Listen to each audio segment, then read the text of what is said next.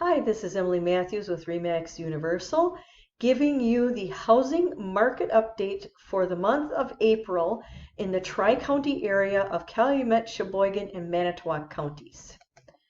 Here's what we have going on. If you look here, you see in April, this month that's just closing, we had 100 sales. Down a little from March, which was 108, and markedly down from a year ago. The list price is pretty much the same as last month, up from a year ago, and the sale price, again, pretty much the same as last month, up from a year ago. Days on market are definitely down, and it's funny because they're the same as they were a year ago.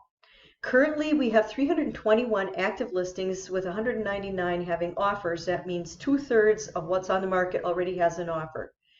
The average list price is $345, $469. Overall, it's up a bit from last month.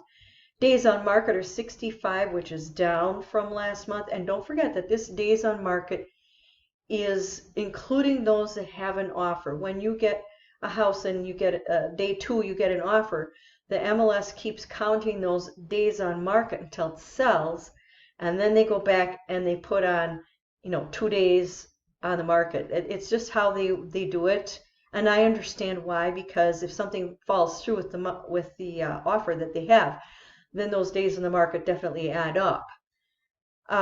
Breaking it down as usual, we have 57 that are 500 and above on the market, and 24 have offers. That means close to half of those higher priced homes have offers.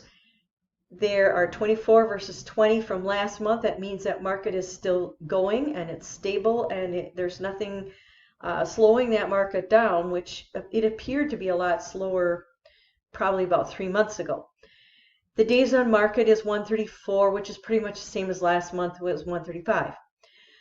Below 500, there is 264 of those, 173 have offers.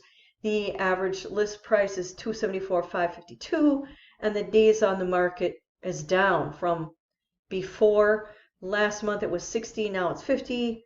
So what that tells me is it's still a seller's market. They're still getting 100% or more of asking price on average, and the market is still speeding up. It's kind of what you would expect in the spring.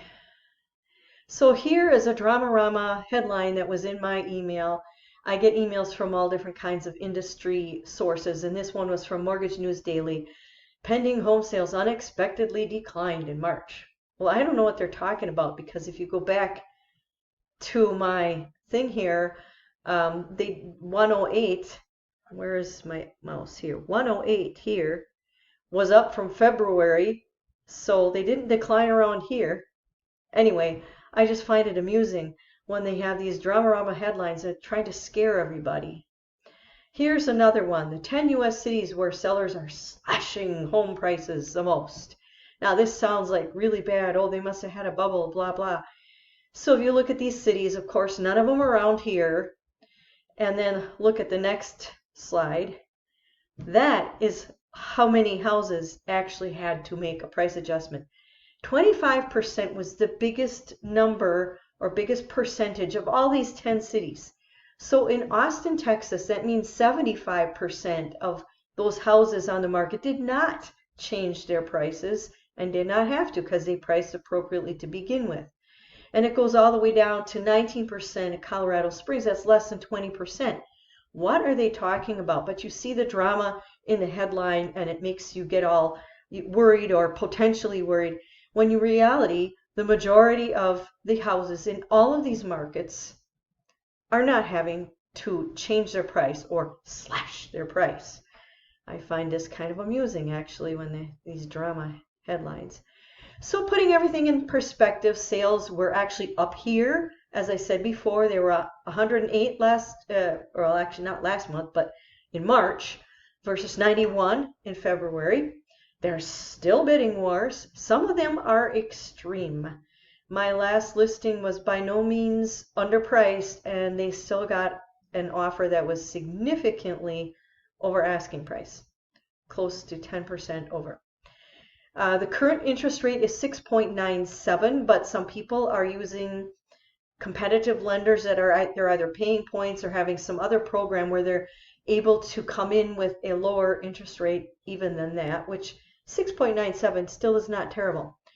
Again, brisk market goes without saying, and appreciation in home prices is 6% over, I should say last March I put, but it should be last April. I apologize for that typo. And March to March comparing, it was 5.5. So pretty much stable appreciation, no big spikes or drops. And again, the best time to buy real estate is yesterday.